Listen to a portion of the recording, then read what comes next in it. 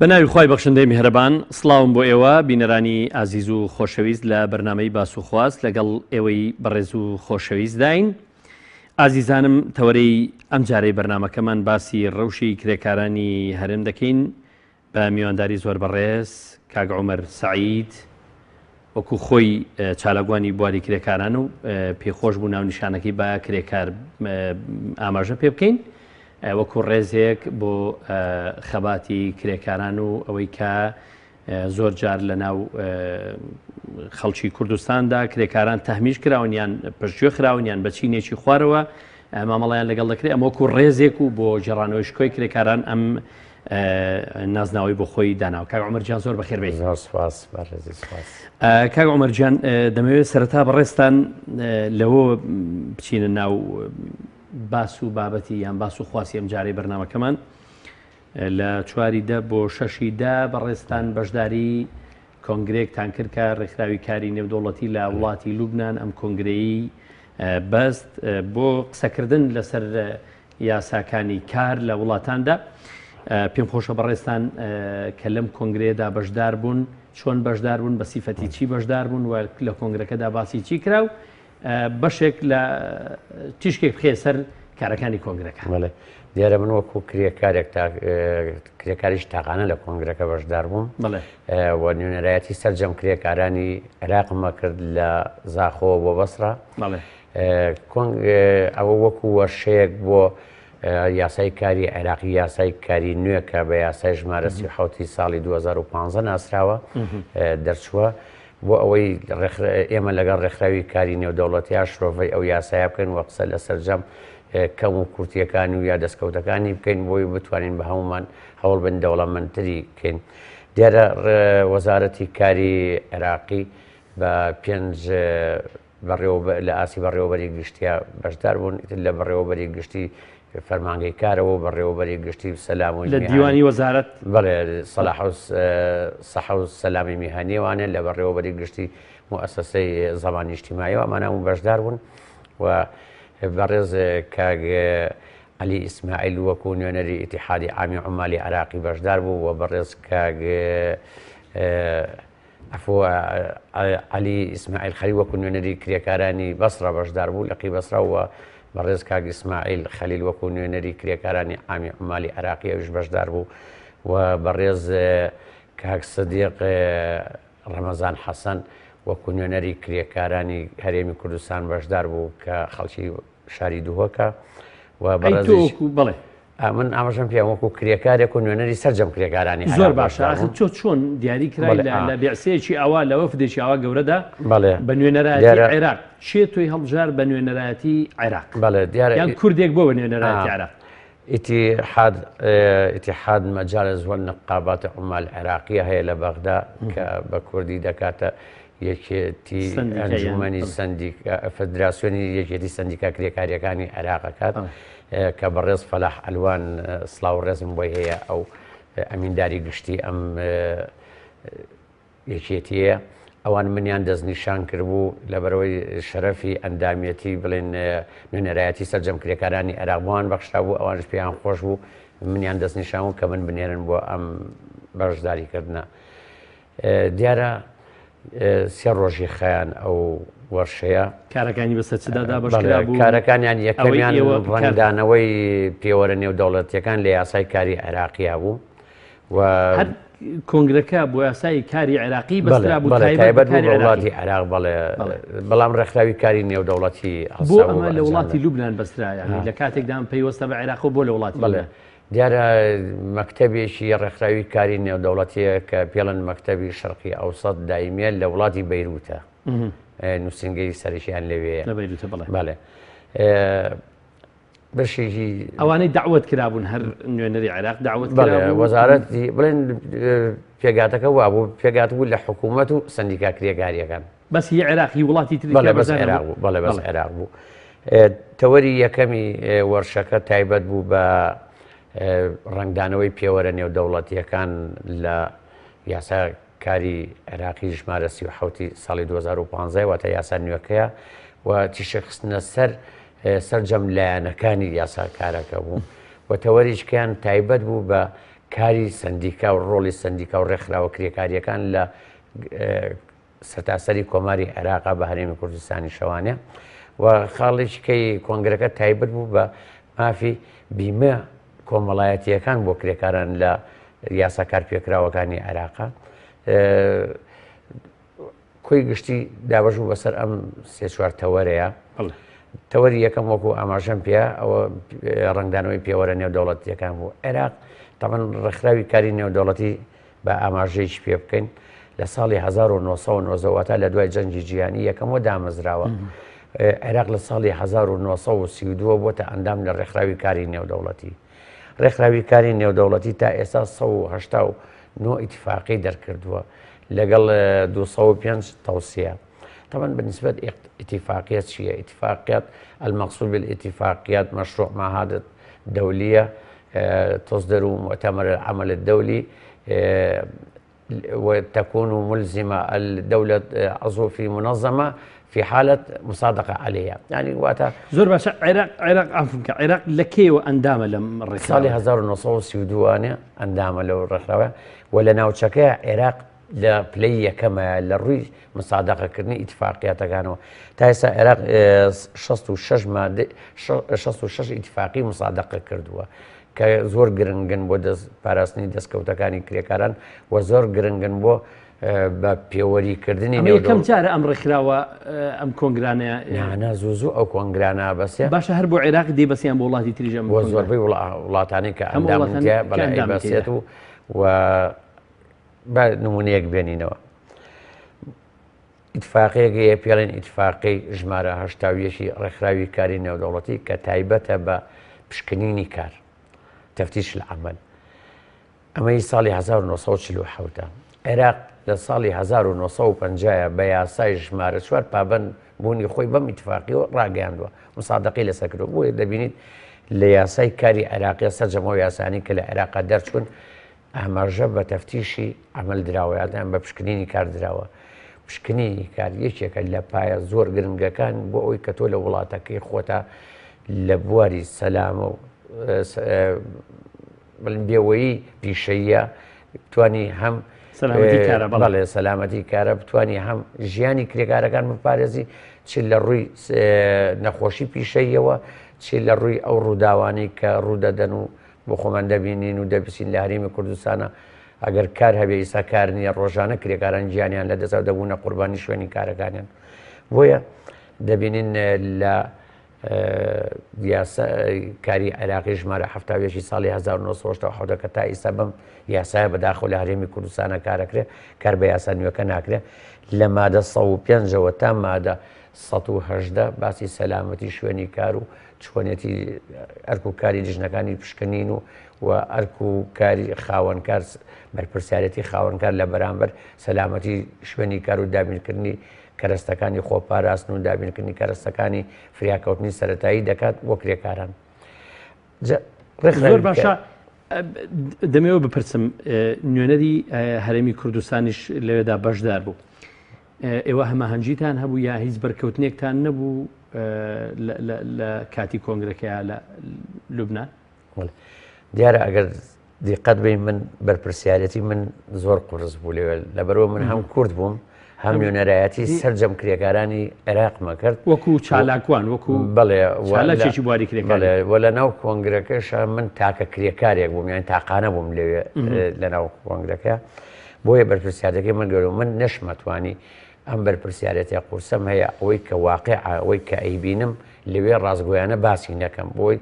چونکێکم یەکێک لە ئامانجەکانی ئەو جۆرە کۆنگرانە بۆ باشترکردنی بژێوی کرێکاران و ڕەوشی ژیانی ڕۆژانەیانە جا ئەگەر من ڕازگۆ نەبم لەوێ بەدڵان ناتوانم ئەو هەنگاوە بنێم و وەکات وەکو پێویست ئێستا دۆخی ژیانی کرێکاران لە عێراق بۆ بە تایبەت لە هەرێمی کوردستان ئەمەد خستە لەوەی زۆر خراپە زۆر مەترسی داریشە تەبان بەدڵنیاوە خستمە ڕوو بەڵام ئەو برای بەڕێزم کاک سەدیق ڕەمەزان حەسەن هەمیشە پێچەوانی قسەکانی من قسەیە کرد و هەمیشە منی بە درۆ خستەوەی وانە ژیانی کرێکاران زۆر باشە لە هەرێمی کوردستانە ئەم زەرجامنشی بەوە ئیتیهام کرد کە گوایە لایەنیشی معنی منی ناردووە بۆ زۆر باشە ئێوە بەداتا و ئەمان قسەتان دەکرد هەم تۆ هەم ئەو هەم نوێنەری هەرێمی بەڵام من ئەوە شتەکان بە تۆمارکراوی هەیە ئەتوانم بڵم من بە داتا و بە ئامار و بە مادە یاسایەکان قسەمە کرد کاگ بەڕێز ئەو کاگ سەدیقوانە بوو بەڵام ئەو ئەیود ئیتیامی منێ کرد کە گوایە لایەنێکی معنی منی ناردووە بۆ ناشرینکردنی وەجی هەرێم لەوێ کە بەداغەوە ئیتیامێ بوو دوسێ جارێش داوای لە سەرپەرشتیارانی وەرشەکە کردەی و بە کاک عومەر بڵن با ڕێزی وەرشەکە بگرێ ئەو پێیوا بوو کە من حەقیقەتێک گەڵێم بە نمونە باسکەم حەقیقەتەکان چۆن بوو ئێمە یاسایەکمانەیە پێڵەن قانون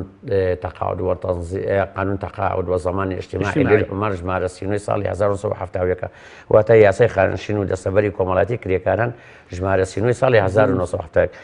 لە طبعا دابش کراوە بەسەر 4 فرع فرعی زمانی صحی فرعی زمانی ئیصابەی عمل فرعی زمانی تقاعدی لەگەڵ فرعی زمانی خدماتی عامەیە لە فرعی زمانی صحیە کە لە مادە 43 بۆ مادە 45 دەست پێکە لە مادەی 39 هاتووەڵێ هەر کرێکارێک ناوی لە بەڕێوەبەرایەتی دەستەبەری کۆمەڵایەتی تۆمار کرا و مانگانە هاوبەشیدا بە بەڕێوەبەرایەتی کار و دەستەبەری کۆمەڵاتی دەبێت هەوێ زمانی بۆ بکرێ نەسی مادەکاڵێ هەر کرێکارێک بوو بە خاوەنی ئەو هەوێی زمانە ئەوە خاوەن دەبێت لە ڕووی قانونیەوانە دەبێتە خاوەنی سەرجەم ئەو مافو دەستکەوتانی لەو یاسایە هاتوون طبعا تا ئێستا لە هەرێمی کوردستانە یەک هەوی زەمان بۆ یەک کرێکار نەکراوە لە زاخۆ بۆ خانەقین ئێمە وەزارەتی کارمان هەیە بەڵام تا ئێستا ئەم هەویان نەکردو خۆتان نەتوانن دەستگاکانی ڕاگەیاندن بچن ئەگەر جەنابی وەزیر یا جەنابی بەڕێوەبەری گشتی واژۆی لەسەر یەک هەویە کردبوو یا لە هەرێمی کوردستانە یەک کرێکاری دەستە بەرکراو هەوی زەمانی هەبوو من بەرپرسیار یعنی ئێستا لە هەرێمی کوردستان هیچ کرێکارێک ئەوانەی ناوخۆی هەرێمی کوردستانی چ ئەوانەی دەرەوە هیچی زەمان نەکراوە لە ڕووی بیمەوە لە ڕووی زەمان کراوە بەس هەوێ زەمانی نییە کە هەوێ زەمانیش نەبوو ینی خەوانی ئەو مافوو دەستکەوتاننی بەپێ یاساکە یعنی تۆ ناتوانانی لە دادگایەک سبێنێ ئەگەر مافەکانت پێشێل کرا داوای مافەکانی خۆت سێریکە مەرج نییە چون چێکم تۆ ئەگەر زەمانیش نەبێتوانی دەچی لە دادگاکان دەرگایان کراوە بۆ تۆمار بەس با یەک کرێکار بەڵێ وەکو کرێکاریش چۆن کرێکاری پێشەوەی کرێکاروی هاوڵاتیە بەس با یەکشتە عرزکەم مادەی 44 و 45 مانەیە هەر لە فەرعی زەمانی سەحیە کرێکارێک کاتێک کە نەخۆشەکەوێ خاوەنکارەکە لە یەکەم ڕۆژی نەخۆشکەوتنەکەیەوە تا ڕۆژی هەشتم لە سەتاسەتی کرێکی بۆ دابینەکە ئەگەر هاتوو راپۆرتی لیژنەی پزیشکی سەلمانی کە ئەم کرێکارە ناتوانێت کار بکە بەهۆی نەخۆشەوێت توانای کارکردنی نەماوە بەڕێوەبەرایەتی کار و دەستەبەری کۆمەڵایەتی لە سا 75 کرێکەی بۆ دابینەکە بە مەرجێک هەوێ زەمانی هەبێ باشە کەواتە بوونی هەوی زەمان گرنگە زەمانە بۆ داکۆچیکردن مافی کرێکار زۆر گرنگە بۆ سلماندنی تۆ کە کرێکارێکی دەستەبەرکراویت من ئاماژەم بەمەیە وتم یەک کرێکار لە هەرێمی کوردستانە ئەم هەوێی نییە برادریشکە ناوی کاکشفان بۆ خەڵکی شاری هەولێر بوو لێ ئەوش ئامادە و نوێنەرایەتی بڵێن ڕێکخراوە پیشەوەیەکانی هەرێمی کوردستانەکە وتی وانی ڕاز ناکە هەموو کرێکاران هەوی زەمانیانەیە ئەمە زۆر ناخۆش بوو ینی تۆ لەوێ من یاساکەم مێناوەتەوە مادەکەم مێناوەتەوانێ بە داتا قساکەم بە بەڵگەوە قساکەم من ناچار بووم وتم خەت هەیە پەیوەندی بکەن بە بەڕێز بەڕێوەبەری گشتی لە وەزارەتی کاری هەرێمی کوردستان کە بەڕێز دکتۆر عەرەف حیتۆیە بزانن واژوێ لەسەر یەک هەوێ کردووە نییە مەبەرزەکەی من لێرە ئەوەیە کاتێک با کرێکاران بزانن نوێنەری ڕاستەقینەی ئەوان نین کە ئەمانە سەردانی و شوێناناکەن یەکەم کرێکاران ئەمانەی هەڵ نەبژاردووە دووهەم ئەمانە کە ئەڕۆن تەمسیلی حیزبەکانیانەکەن لەوێ ئەگەر بە قسەی ئەوان وایە لە کوردستان بە هەشتێکی ڕاستەقینە و لەسەر زەوی وە کرێکارە زۆر باشە کاک عومەر ئەوەی ئەو ڕێکخراوە کاری لەسەر دەکات بۆ هەر وڵاتێکی ئەندام کە موسادەقەی ئەو پەیماننامەی کردووە ینی ئەو ڕێکخراوە چ کارێک بۆ ڕۆژی کرێکاران دەکات لە وڵاتەداتیان چه ئیلتیزاماتێک دەسەپێنێ بەسەر وەزارەتی بەسەر حکوومەتی ئەو وڵاتەیە یان بەسەر ئەو وڵاتی کە ئەندامەتەیدا ڕێکخراوی کاری نێودەڵتیوەکو ئاماژەمان پێە کە تا ئێستا 1970 اتفاقی دەرکردووە ئەم ڕێکخراوە لە حاڵەتێکە ئەتوانێت لێپرسینەوە لەو وڵاتە بکە کە مصادقەی اتفاقیەکەی کردوێتی تا ئێستا 66 اتفاقی مصادقە کردووە عێراق بەڵام لە ناوچەکەیە پێشەنگە لە زۆربەی زۆری وڵاتەکانی ناوچەکە عێراق زیاتر مساعدەکەی اتفاقیەکانی کردووە. ئەگە قسە لەسەر ئەو 66 بێ مساعدەقەیە بێ بەڵێ. ڕێکخراوی کاری نێودەوڵەتی دەتوانێت ئیلزامیان شت بەسەر عێراق بسەپێنێت. بەڵێ ئەتوانێت عێراق چونچێکم ئەو کاتە پابەند دەبێ بەو ئیتیفاقیەوە کە مساعدەقەی لەسەر کردووە ئای لە حاڵەتێکە کە جێبەجێی ئیتفاقیەکە ناکە ئەگەر سندیکایەکی ڕاستەقینە و دڵسۆزی کرێکاران هەبێت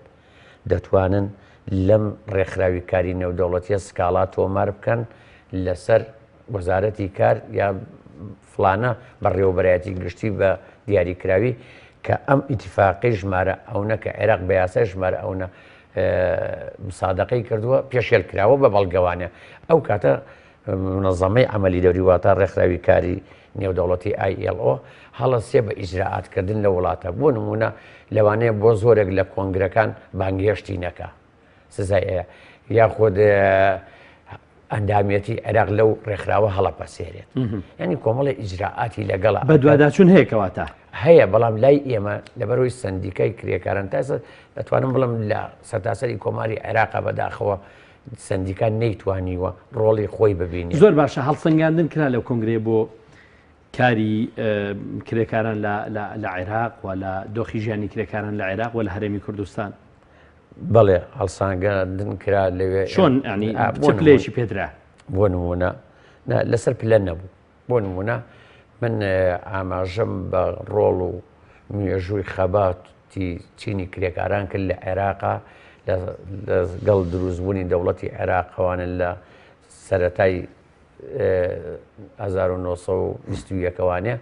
چینی کرێکاران بە بەردەوامی خەباتیان کردووە خەباتێکی درێژخان و قوربانێکی زۆر زۆریان ناوە نەتیجەی ئەم خەباتە درێژخایان و ئەم قوربانیە زۆرە ئەوە بووە یەکەم یاسای کاری عێراقی بە یاسای کاری کرێکاران ناسراوە ژمارە 1970 ساڵی 1936 لێکەوتوتەوە. ئەگەر ئێمە بگەڕێنەوە یەک تۆز بۆ مێژوو دەبینین دەرکردنی ئەم یاسایە بۆ خۆی چیرۆکێکی زۆر گرنگی لە پشتەوەیە کاتێ لە عێراق بەڵێ کاتێ بە کرسدقی کە ئینقلابەکەی کرد کودەتاکەی نزیکەی 11 مانگی خایەن سەرکەوتو بوو. خوا لێ خۆش بوو محەممەد ساڵ قەزاز کە سکرتێری گشتی کۆمەڵی سەنایی عێراقی بوو کە لە هەموو شار و شارشکەکانی عێراقا بارەگەیانە بووە ئەندامێکی زۆریان لە دەورکەوە بووانە پشتگیرێکی باشی کودەتاکەی کە ڕۆژانە هێنانە سەرجادەی هەموو ئەندامانی کۆمەڵەکەی و پشتگیرێکی باشی لە کودەتاکەی بەکە سدقی کرد بەکە سدقی لە بەرامبەرە ئەنێرە بە دوایە ئەڵێت چیت ئەوێ بۆ بکەم ئەڵێ من هیچم نایە بەس ئەم پرۆژەیەمانەی یاسایەکی کار بۆ کرێکارانی عێراق دەرکاڵە ئێمە لە عێراقا کرێکارمان نییە تا یاسای بۆ دەرکرد بەکە سدقی مناقەشەی لە محەممەد ساڵ قەزاز مناقەشەی لەگەڵ ناکە یەتەوانێ بۆ بەیانی مانگرتنی سەرتاسەری ڕاگەێنێ بەکە سدقی پەیوەندی پێوەکەڵە بە کرێکاران بڵێ مانگرتنەکەم شتێنەڵێ مە کرێکارمان نییەمانی گرت بێ ئەڵێ یاساکەتان بۆ دەرەکەم یاسای ژمارە 1970 ساڵی 1936 بەو شێوەیە دەرچووە پاشان یەکەم دووەم یاسایکار لە عێراق بە فشاری کرێکاران ئەم یاسای دەرچووە. بەڵێ دووهەم یاسایکار لە عێراق یاسای ژمارەیەکی ساڵی 1950 سێم یاسایکار لە عێراق یاسای ژمارە 150 ساڵی 1970 کە باشترین یاسا بۆ لە مێژووی کرێکارانی عێراقا چوارەم یاسایکار لە عێراق یاسای ژمارە 70 ساڵی 1970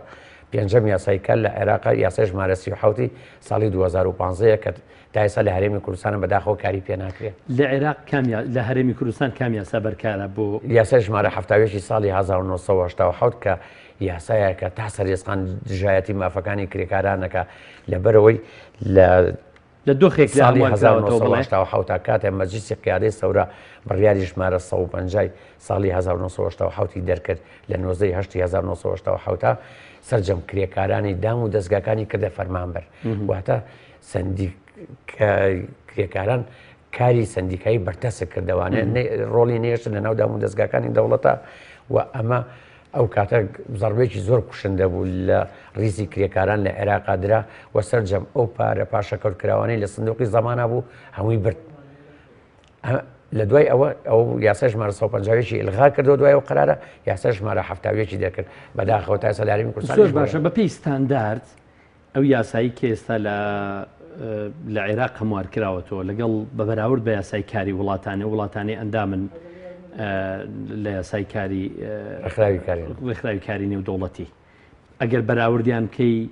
ئەم یاسایە لەکوێ ئەو یاسانەی تردایە کە لە وڵاتانی ناوچەکە دەرکراوە ئەگەر بەراوردیکەین بەڵێ بە تایبەتی لەبەرەوەی عێراق ئەگەر سەریکن یاساکانی کە تایبەت بە کرێکاران دەرکراوە کۆمەڵە بنەمای یاسایی زۆر بەهێزی هەیە. ئەمە وای کردووە و پێوەرە نێودەوڵەتەکان ڕنگدانەوەیکی باشی ڕاوەتەوە لە ناو دەرکردنی یاساکارەکانی عێراقە کە بە مێژووی عێراق دەرکراوە. ئەمە وای کردووە عێراق یاسای کاری عێراقی ئەم تازەیەش و بە تایبەتی ژمارە 150 ئەگەر بەراوردی کرد بە یاسای کاری زۆربەی وڵاتەکانی عێراق باشترە، دەستکەوتی باشتری بۆ کرێکارانتی هەیە. بەڵام لە بواری کردەیشدا ئەمە گرتوتە بەر ئەمە کێشەیەکمانێت تەبان تو ئەگەر بین بگەڕێنەوە بۆ مێژوو بە تایبەتی یاسای خانشین دەسەبەری کۆمەڵایەتی کرێکاران ژمارە سینۆی ساڵی 1970 تا ساڵی 1970 کە خوا لێ خۆش بوو ئەحمەد حەسەن بەکر سەرۆک کۆماری عێراق بوو زۆر باشکاری پێکراوە. بەڵام لەگەڵ هاتنی سەدام بۆ سەردەسەڵات و لە سەرەتای جەنگی ئێران و عێراقەوانێ یاسای کار زەربەی باشی پێگەشتووە.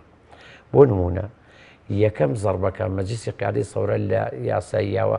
لە بەتایبەتی لە یاسای خانشین دەسەبەری کۆمەڵایەتیەوە دەرکردنی بڕیاری ژمارە 669 بوو کە تەجمیدی بڕگەی زائەکە لە مادەی 20. ئەمە کۆمەڵە دەستکەوتی باشی بۆ کرێکارانێ. بۆ نمونە بڕگەی زاڵێکی لە مادەی 20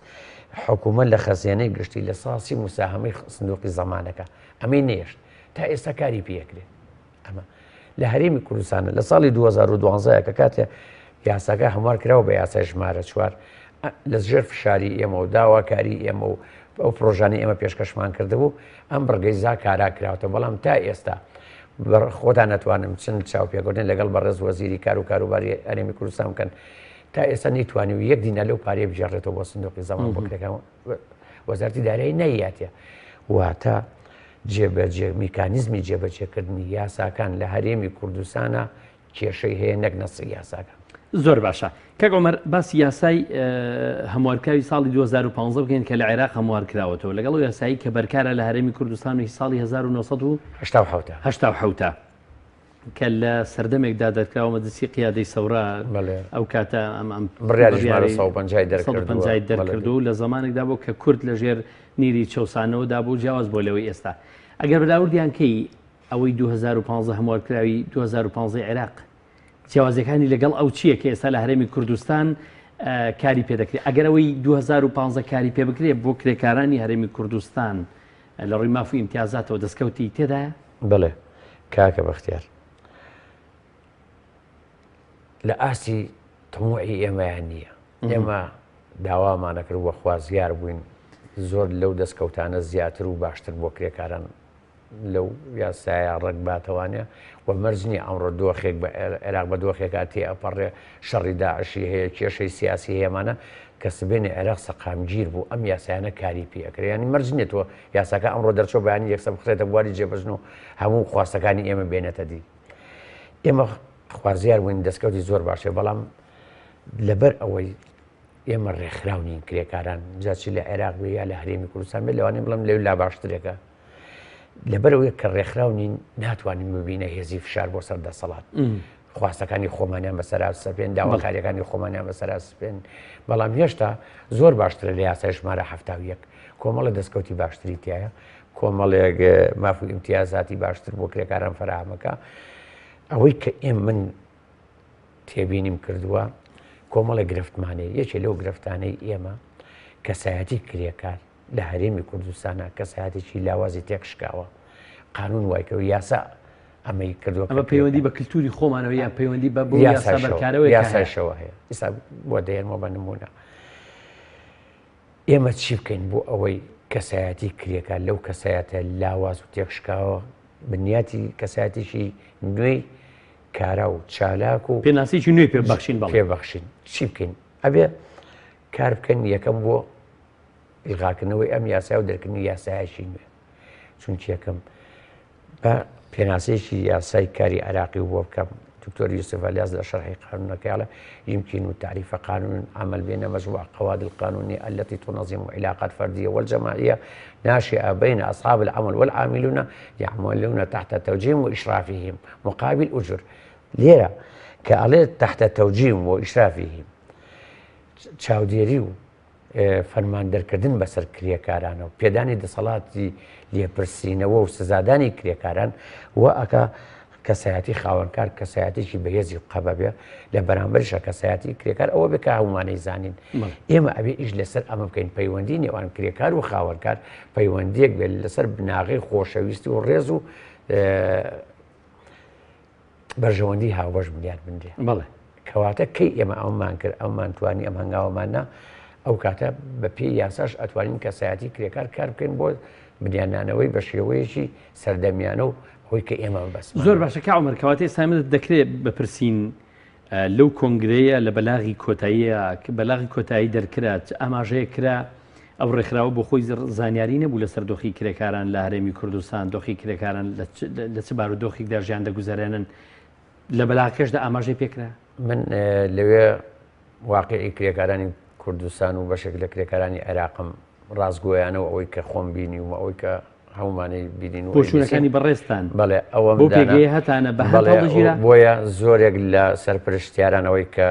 بڵێن وەشەکان بەڕێوە برد سییانیان بیانی بوون وەسییانیشان عەرەب بوون ئەوانی ژەربیان بەڵام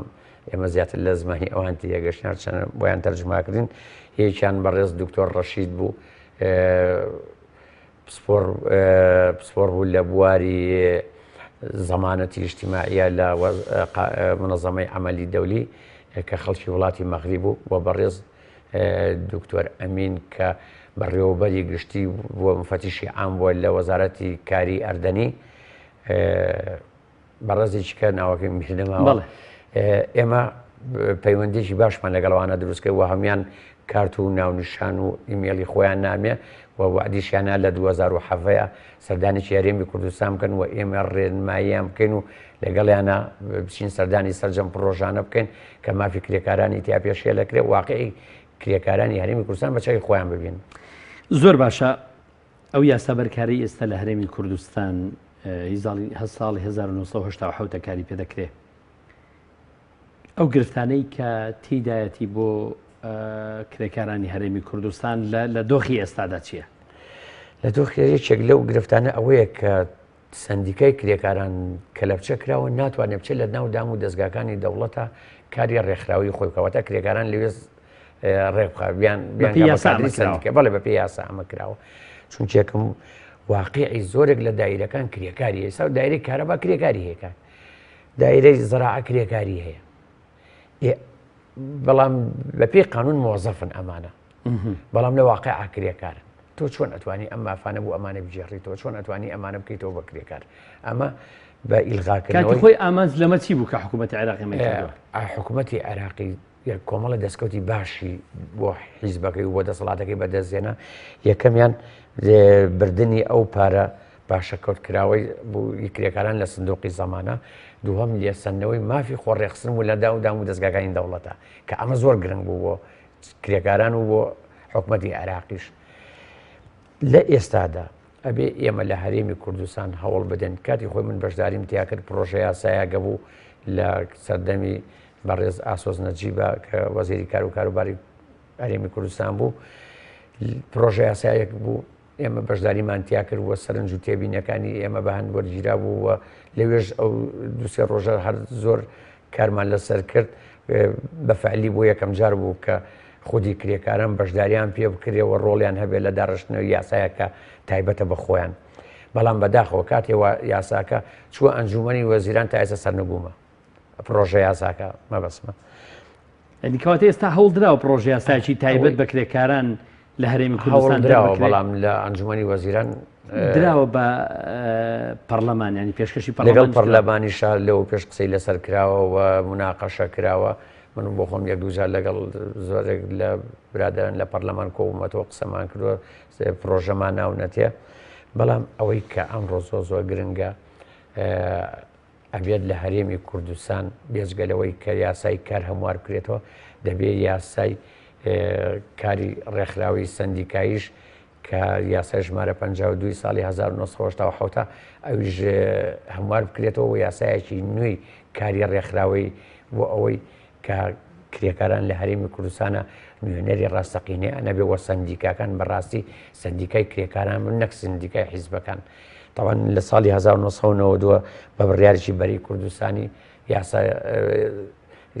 کاری سندیکای ڕێکخراوەتەوە لە هەرێمی کوردستانە یعنی سندیکایەکی بەرەییە زیاتر کارتۆنیە ینی ئەگەر زۆر برادران لێمان حەز نەبن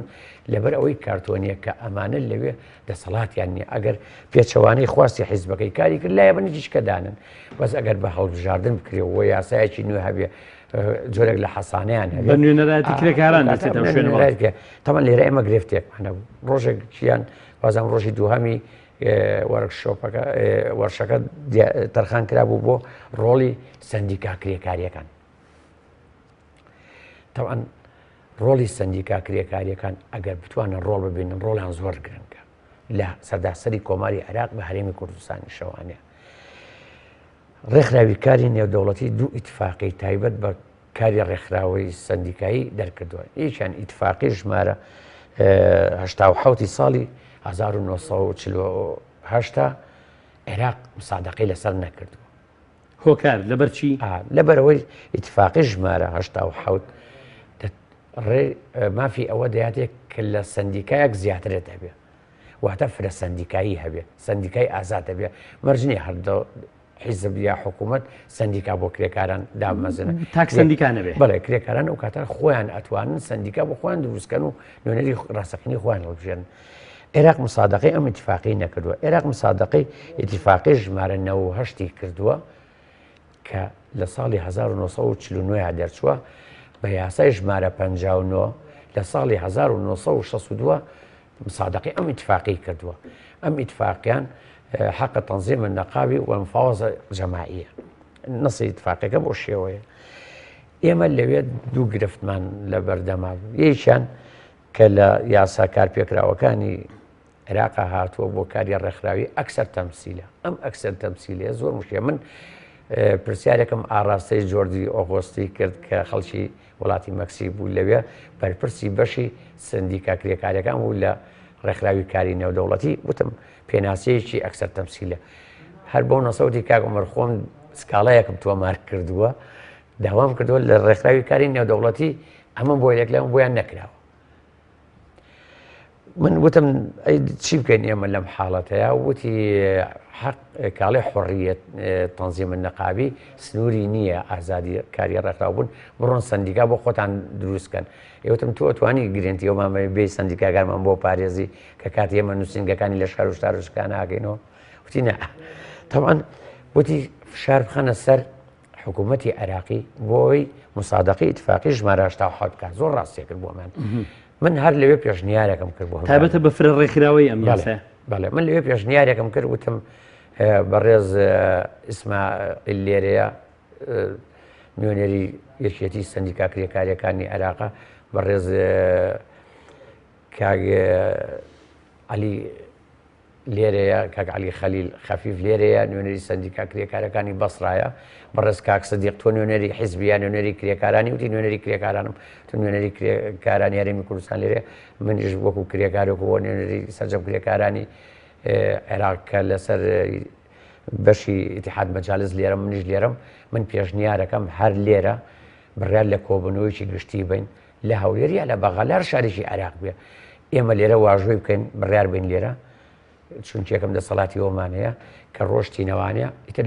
لەسەر کوێ ڕێکەوتین هەولێرە بەغایە نەجەفە کەربەلایە بەسڕە سلەیمانیار شوێنەکە یەک کۆبوونەوەی گشتی بکەین هەموو چالاکەوان و ڕێکخراوەکانی کۆمەڵگەی مەدەنی کە ئەمە زەکوبنەوەکە جا بە عەرزەکەم نزیکن لە کاری ڕێکخراوەی کرێکاری و هەموو سندیکا کرێکاریەکان کۆبینەوانە کۆبوونەوەی گشتی یەکەم پێشنیارێکی ڕسمی هاوبەش بدێنە دەسەڵاتدارانی عێراق و سەقفی زەمەنی بۆ دانێن لە مدەی ئەو نەبوو ئەوە مسادقەی ئیتفاقی ژمارە 87مان بۆ بکە و هەموو پەیوەندیە شخصیەکانی خۆم بۆ نمونە من دووسێ ئەندام پەرلەمانی ئەنجومەنی نوێنەرانی عێراق ناسم کاتوانم تاسیرم لەسەریان نەبێ پەیوەندیە شخصیەکانمە بخێنە کار ئەگەر مدە زەمانیەکەی کە دامانەوە سەقفە زەمانیەکە تەواو بوو حکوومەتی عێراقی گوێی لێ نەگرتین دەسەڵاتدارانی عێراق مسادقەی ئیتفاقیەکەیان نەکرد بڕیار لەسەر مانگرتنی سەرتاسەری بین لە بەسڕەوە بۆ زاخۆ کرێکاران ئەوەی بە قسەماگەمێنە سەر جادا وتیان حکوومەت نایکەوتم لەم کاتەیە حکوومەت وەزعی زۆر خراپە شەڕی داعشی هەیە هەردوو حکوومەتەکە خواستەکانمان بەڵێ ئەزمەی ئاوریان هەیە و فشارێکی زۆری نێودەوڵەتیان لەسرە ئێمە جۆرێک لە کێشەی ناوخۆی هەیە لە بینی یەکێتی و پارتیا هەیە پارتی گۆڕانە هەیە گۆڕان و لایەنەکانی کە هەیە لە بەغا لە بینی شیع و سونەیە هەیە لە بینی شیعەکان خۆیانە هەیە خۆمان هەمومان ئاگامان لێ ئەمە فرسەتێکی زۆر باشە نابێ فرسەت لە دەست بین بەڵام بەداخەوە یەکەم کەس کاک سەدیق بووتی من لێم قوبوڵ ناکەم دەبتم کەواتە تۆ نەری حیزبی براکەم کەواتە کرێکاران ئەبێ خۆیان ڕێخەن ئەبێ هەوڵبەن ڕیزەکانی خۆیان پتەوکەن ئەبێ هەوڵبەن ببنە فشار بۆ سەر دەسەڵات بۆی خواستەکانیان بێنێتە زۆر باشە کاک عومەر بابەتێکی تر کە لەم بەشەی بەرنامەکە باسی بکەین چکەین بە باسی ڕەوشی کرێکارانی هەرێم دەکەین ئێستا لە هەرێمی کوردستان داتا و ئامارێک لە بەردەستدا ڕێژێ و کرێکارانەی کە کرێکاری فعلین و خەڵکی هەرێمی کوردستانن هاوڵاتی هەرێمی کوردستان کار دەکەن لەگەڵ و هاوڵاتیە بیانیانی کە دێن لە هەرێمی کوردستان کار دەکەن وەزارەتی کار زۆر جار داتە و ئامار بڵاوە کاتەوە بەڵام مەرج نییە ئەو داتە و ئامارانە لە 100% دقیق بن بۆ لەبەرەوەی نە سندیکای کرێکاران ئەو توانایی هەیە چێڕ و پێویەکی گشتی بکە بەڕێوەبەرایەتی گشتی ئاماریش ئەم توانایی هەیە لەبەر ئەوەی زۆربەی زۆری کرێکاران متمانیان بە سندیکان نەماوە تا بچن ببنە ئەندامی سندیکا و هەویەکانیان دەرکەن بەپێی ژمارەی هەویەکان ئەو کاتە ئاماری دروست بن بەدەستەوە خەڵکی زۆری متمانیان ناچێت و کرێکاریشە کەواتە ئەمە لەلایەکی ترەوانە کرێکاری بیانی و باس کرد ئێمە یاسامان هەیە هەر لە یاسای کاری عێراقی ژمارە هەفتاوێکی ساڵی 1970 مادەی 23مانەیە لە مادەی 23 ئەو مادەی ئێستا کرێکاری بیانی دێ لە هەرێمی کوردستانی شتەکە مادەی 23 ئەڵێ نابێت کار بدرێتە هیچ کرێکارێکی بیانی ئەگەر هاتوو کرێکارە بیانیەکە مۆڵەتی کارکردنی نەبوو مۆڵەتی کارکردن بە پێی چەند مەرج و ڕێنماییەک لەلایەن وەزارەتی کار و باری کۆمەڵایەتەوە دەدرێت بە کرێکاری بیانی بۆ ماوەی 1 ساڵ لە مادەی 24 شێواز و چۆنێتی سزادانی ئەو کەسانی دیاری کردووە کە سەرپێچی ئەم مادە یاساییەکەن بەڵام ئەگەر بێت ئێمە لە هەرێمی کوردستانە بە دوواداچوونی بکەین ئەبێت چەند خاوەن کار و چەند کرێکار بدەینە دادگا لەسەرەمە کرێکارێکی زۆری بیانی بە لێشەو هاتوون وەکو جۆرێک لە مامەڵەکردن بە مرۆڤەوانە بازرگانیکردن بە مرۆڤ هاتوونە هەرێمی کوردستان هەم خۆشیان زەرریانە لەبەرەوەی ناتوانیت تۆ بە یاسا مافەکانیان پارێزیت و هەم ئێمە کرێکارانی ئێمەش زەرریانە بگرە خاوەنکارەکانیشمان زەرریانە چونکە یەکەم بۆ ئێمە یەکمانەیە لە ڕێنمایی ژمارە 18مانەیە لە وەزارەتی کاری عێراقی ساڵی 1970 دەرچووە چۆنیەتی هێنانی دەستی کاری بیانی دیاری کردووە بە مەرجە بە یاسایە ئەمە نییە تۆ لە خۆتەی مەجموعەیە کرێکار ئێستا ئەوەی لە هەرێمی کوردستانێت تۆ جا من ویسم لێرە یەکشتی بڕام کاڵین کرێکاری بیانی مەبەست لە کرێکاری بیانی ئەو کرێکارەیە کە خوازیارە بێتە عێراقەوە بۆ کارکردن ئەبێ لە ڕێی دیپلۆماتکارانی عێراقەوە نووسراوێک داواکارێک پێشکەش بکە کە ئەمە ئەم کەسە ئەوێ بێتە عێراقەوە بۆ کارکردن ئەمە شەهادەکانێتی بڕوانامەکانێتی کە لەو بوارانەیە بەدەستێنەوە ئەمە پسپۆڕیەتی بۆ ماوەی 1 ساڵ ئەو کاتە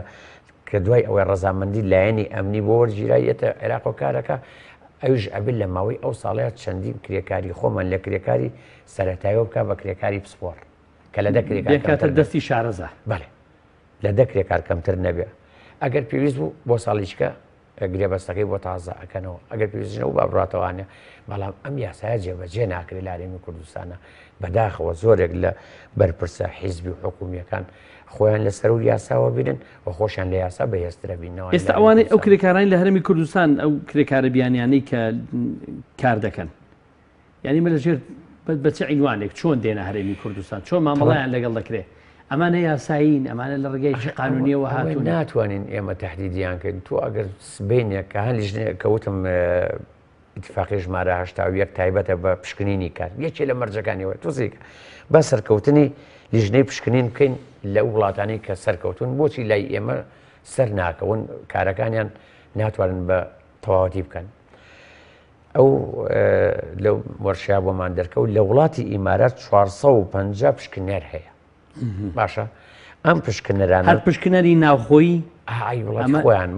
سەر بە وەزارەتی کار و کاروباری کۆمەڵایەتی وڵاتی ئیماراتە 450 پشکنەر هەموو پشکنەرێک بۆ ماوەی 2 ساڵ کارەکە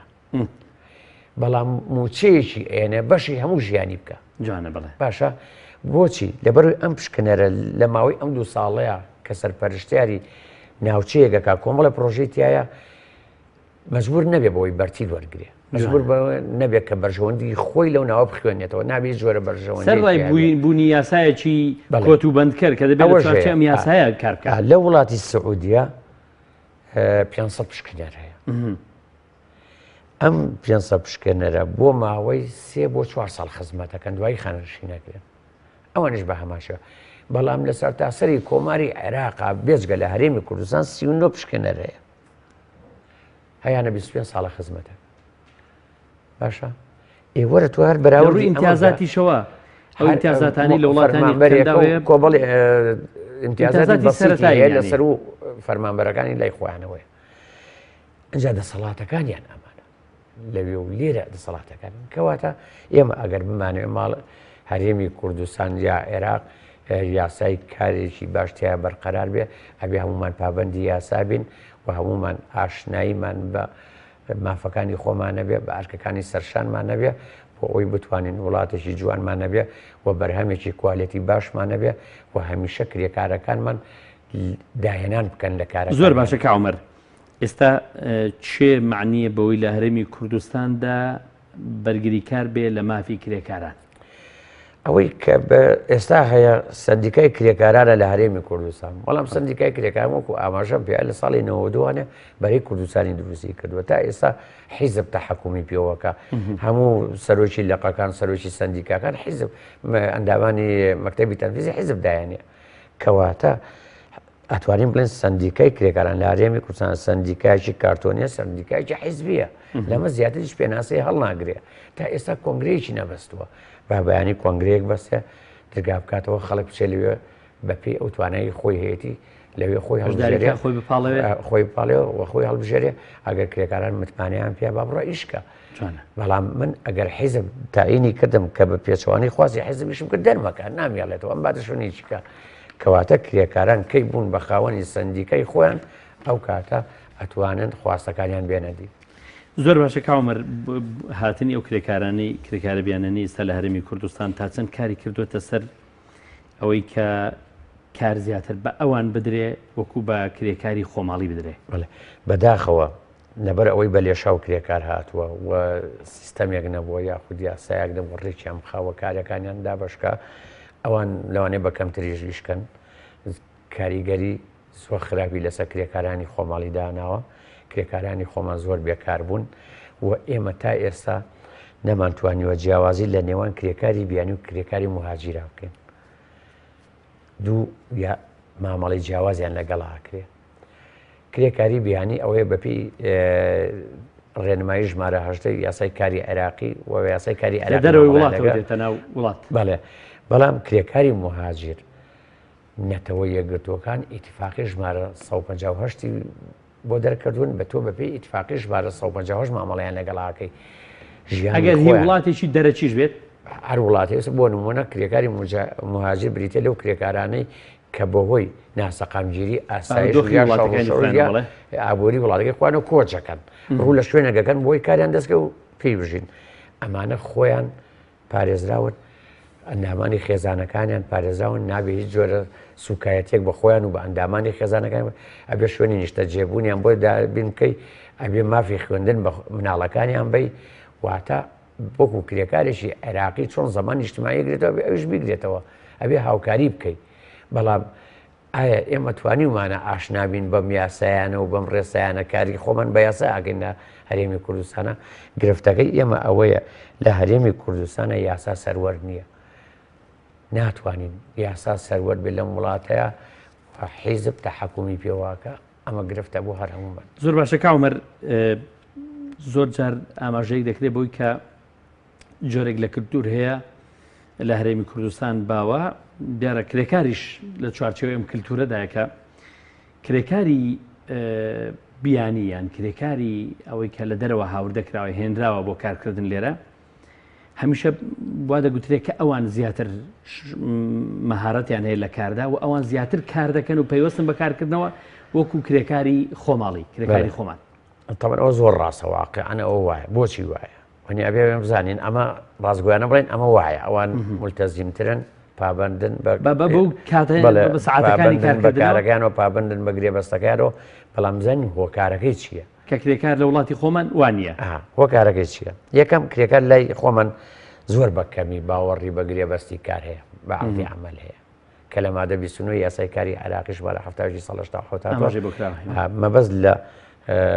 گرێبەستی کار ڕێکەوتنە لە نێوان کرێکار و خاوەنکارە کە کرێکار هەڵەسێت بە ئەنجامدانی کارێکی دیاری کرا و لە بەرامبەر وەرگرتنی کریەکە لەژێر چاودێر ڕێنمایی خاوەنکاردا لەو لاشەوە خاوەنکار پابندە بە دابینکردنی ئەو کرێی لەگەڵ کرێکار لەسەری ڕێکەوتون باشە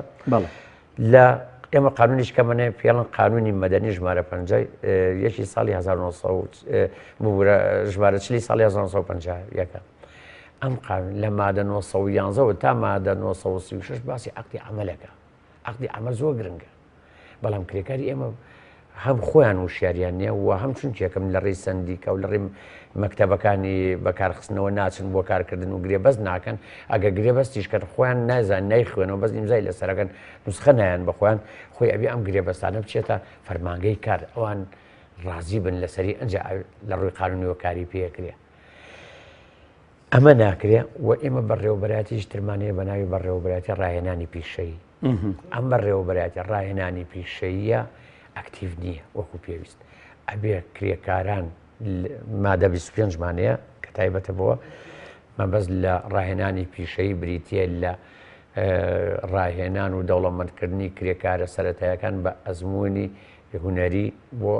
دابینکردنی پێداویستی سەررجەمکردەکانی کارکردن بە کرێکاری شارەزا و پسپۆڕ باشە کەواتە ئەم بەڕێوەبەرەتی ڕاهێنانی پیشەیە ئەرچی زۆر گرنگی لەسەر شان ئەوەیە کە ئەبێت سەررجەم ئەوانەی کە ئەبیانێ بنە کرێکار بچن لەوێ خول ببێنن لە هەموو بوارەکانە ئەو کاتە تۆ کرێکاری شارەزا و پسپۆڕە نێری بۆ کەرتەکانی کردن ڕەنگە ئەوە پێویستە بە کرێکاری بیانی نەبێ چونچێکم ئەم کرێکارە کە شارەزایی یا پسپۆڕێتیجی پیا کردووە کرێکارێکە دەزانێت مامەڵە چۆن لەگەڵ ئەو ئامێرە نوێیانەیە ئاکە یعنی ئەو کرێکانانی لە دەرەوە دێن دەستی کاری شارەزان لە چاو دەستی کاری هەرێمی کوردستان خۆماڵی بەڵێ کەواتیان هەیە هۆکارەکەیمان دۆزیەوە هۆکارەکەی ئەوەیە لێرە حکوومەت کار لەسەر کرێکاران ناکرێت بۆ ئەوی مەهارەتیان پێ بڵێ حکوومەت بەرپرسیارە لە ئەنجامدانی ئەرکەکانی سەرشانی خۆی بەرامبەر بە کرێکاران ئەمە یەکێکە لە هۆکارەکان وە کۆمەڵش دێ من زۆر جار بەداخەوە لەم ماوەیە بینیم لە کەناڵەکەی بەڕێزیشتانەوە لە زۆربەی کەناڵەکانەوانە بینیم بەرنامەی تایبەت لەسەر کەرتی تایبەت کرا ئەبێ کەرتی تایبەت ببۆژینەوە بەڕێز کاگنێچیر سەرۆکی حکوومەتی هەرێمی کوردستان هەر قسەیەکاڵە کەرتی تایبەت دەبوژێنەوە وەزیرێ قساکاڵە کەرتی تایبەت دەبوژێنەوانێ پەرلەمانتاری قساکاڵە کەرتی تایبەت دەبوژێنەوە هەمووی قسەی لەسەر کەرتی تایبەتەکە نازان کەرتی تایبەت چییە من بە قەناعەتەوە با بێت لە سەرۆکی حکوومەتەوە تا ئەوانەی قسەیان لەسەر کەرتی تایبەت با بێت لەگەڵ منە داشبزانم پێناسی کەرتی تایبەت دەزانێت دوزار کەرتی تایبەتیشە لەسەر شانی کرێکار ناڕۆبڕەوە کاک بەختیار چۆن کەرتی تایبەت ئەبوژێنەوە بەڕێز نەچیروان ئەحمەد سەرۆکی دیوانی سەرۆکاتی ئەنجومەنی وەزیران خۆم لە بەبەڵگا هەیە لە تەلەڤیزیۆنا بینیم ئەڵێ ئێمە بەشێکی زۆر لە فەرمانبەران ئەنێرینە کەرتی تایبەت بەڕێز کاک نەچیر چۆن ئەینێریت بەچی یاسایەک ئەینێری چۆن ڕێژی ئەخەی چۆن مافیە عەرزەکەم ئێمە دوو یاسامانەیە یاسای کاری عێراقیمانەیە لەگەڵ یاسای خانشون دەسەبەری کۆمەڵاتی کرێکاران کە پەیوەست بن بە کرێکاران تایبەت بن بە کرێکارانەوە بێت مقارنەی بینی بۆ نمونە یاسای خانشون دەسەبەری کۆمەڵاتی کرێکاران کە لەگەڵ قانونی خدمەی مەدەنی ژمارە 24 ساڵی 1960 کە تایبەتە بە ماف و امتیازاتی فەرمانبەران و کارمەندانی دەوڵەت وەرە مقارنەی ئەم دوو یاسایەکە یەک دنیا جیاوازی ئەبینی توانێ بۆچی خەڵک هەمووی هەوڵەیە بچێتە کەرتی گشتی دامەزرێ ئەی بۆ ڕوو لە کەرتی تایبەت ناکە وەرە تۆ هۆکارەکانی چارەسەرکە واتە یاسای خانشون دەسەبەری کۆمەڵایەتی ماف و دەستکەوتەکانتیە هاوتای ماف و دەستکەوتەکانی قانونی خدمەی مەدەنی ژمارە 24 ساڵی 1960 بگرە زیاتریشیکە بۆهۆی تۆ فشار لەسەر کەرتی گشتی نێڵێت کەرتی تایبەت بوژێتەوە و بە پێی قانون ئەبێ حکوومەت هاوکاری کردی تایبەت بکە لە ڕووی مادی و معنەویەوە ئەمە خاڵیش کەس بۆ گرنگکە کاتمان زۆر کەم ماکەمەر ئێمە یاسایەکمانەیە کە تا ئێستا کاری پێکرێ پێڵێن یاسای ڕێخستن و دابشکردنی قازانجی کۆمپانیەکان ژمارە 100 ساڵی 1964 ئەم یاسایە لە ساڵ 25 قازانجی کۆمپانیەکان هاتەوە بەکرێکار تۆرە ئەمە جێبەجێکە ئەس ئەم پارەی زۆرە لە مادەی 1970 لە قانونی سامان نیشتیماعی مادەی 1970 دیاری کراوە ئەم پارەیە چۆن ئەگەڕێتەوە بۆ کرێکاران لە ساڵ 14 ئەدرێ بە بەڕێوەبەرەتی دەستەبەری کۆمەڵایەتی بۆ دابین ئەبێتە داهات بۆی بۆ ئەوەی لە بواری کرێکارانە سەرفیکە لە ساڵ 6 بۆ بەڕێوەبەرەتی ڕاهێنانی پیشەیە کە ئاماژەم پێە لە ساڵ 3 بۆ یەکێتی سندیکا کرێکاریەکانە بۆی چاوەڕێی دەستی حیزب نەکە سندیکا کرێکاریەکان یارمەتیوەت حەقی خۆی هەیە لەو پرۆژانەیە کاکە تۆوەری یاسا جێبەجێ بکە گشتیە بژێتەوە دەستخۆش بێ زۆر سپاس بۆ بەڕێز عومەر سەعید کرێکار زۆر سپاس بۆ بەڕێستان کە لەسەر ڕەوشی کرێکارانی هەرێم و ئەو ڕێکخراوی کۆنگری ڕێکخراوی کاری نێودەوڵەتی کە لە وڵاتی لوبنان گرێدرا و بەڕێستان نوێنەری عێراقتان کردووە لەوێ کرێکارانی عێراقتان کردو باسی ئەومان کرد زۆر سپاس بۆ ئامادەبوونی بەڕێستان کە لە بەرنامەی باسوخواز لەگەڵمان بووین زۆر سپاس بۆ ئێوە ژیوادارم ئەمە یەکەم بەرنامە دوا بەرنامە نەبێت چۆن دۆخی کرێکاران زۆر فراوە ئەتوانین زۆر قسە و باس زیاتر لەگرێت زۆر سپاس بینەرانی عەزیز سپاس بۆ ئێوەش خواتان لەگەڵ